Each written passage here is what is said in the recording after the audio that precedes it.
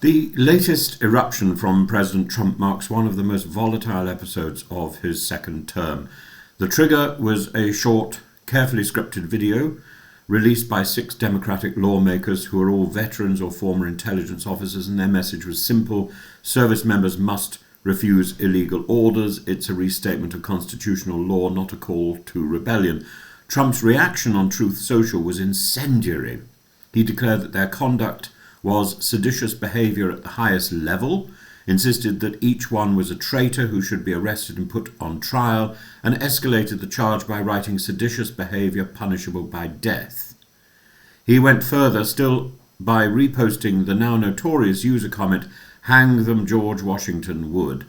This is not rhetorical embroidery, it is the sitting president amplifying explicit calls for the execution of elected representatives.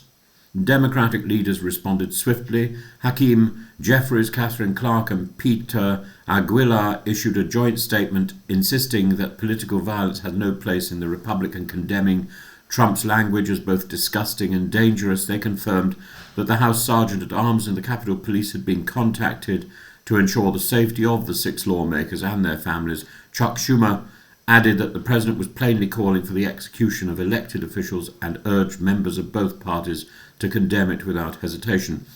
The 6 lawmakers at the centre of the affair spoke with clarity. They stressed that they had merely restated the law. Service members can and must refuse unlawful commands.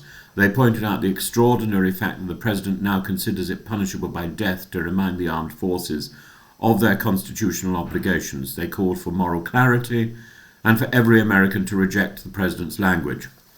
The White House attempted to soften the blow. Press Secretary Caroline Leavitt insisted that Trump did not literally want to execute members of Congress. She framed his fury as a principled response to the supposed encouragement of defiance within the chain of command.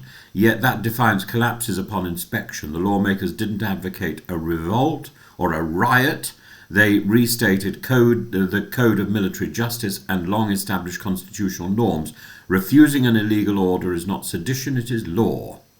Republican Speaker Mike Johnson defended Trump with a curious argument. He claimed that Trump was merely defining the crime of sedition. He did not address the truth of the matter, let alone the gravity of calling for lawmakers to face capital punishment.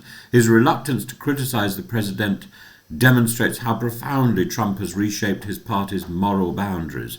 The Speaker even suggested that it was the Democrats who behaved wildly and inappropriately, reframing their caution to service members as an unprecedented threat rather than a legal reminder. The moment raises 3 serious concerns. First, the normalization of violent political speech. Trump has accused opponents of treason before, but the explicit invocation of execution combined with a reposting call for hanging crosses an unmistakable threshold. Political language of this sort has real-world consequences. Security officials warn that threats against public figures are rising sharply.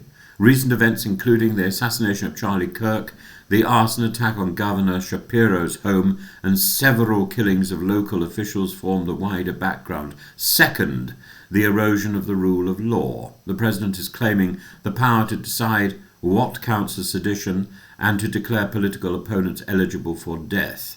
Sedition has a legal meaning. It requires a court, not a president's anger. Criminal law cannot be twisted into a weapon for punishment, for punishing lawful dissent or constitutional reminders.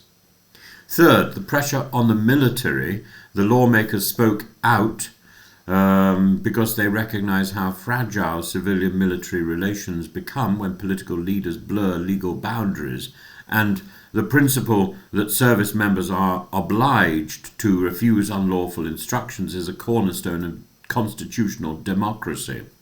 Trump's attempt to present this principle as treason is deeply troubling. It implies a view of presidential power far beyond constitutional limits.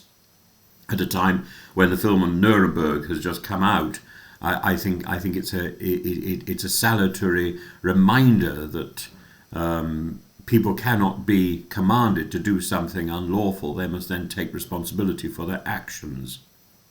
The episode ends where it began, with a video reminding the armed forces of their legal duty and the president responding with threats, fury, and the amplification of calls for execution. It is a moment that demands seriousness, not excuses. Political leaders cannot flirt with visions of punishment by death for their opponents. This is not strength, it's a profound abandonment of responsible leadership. What matters now is how the country responds.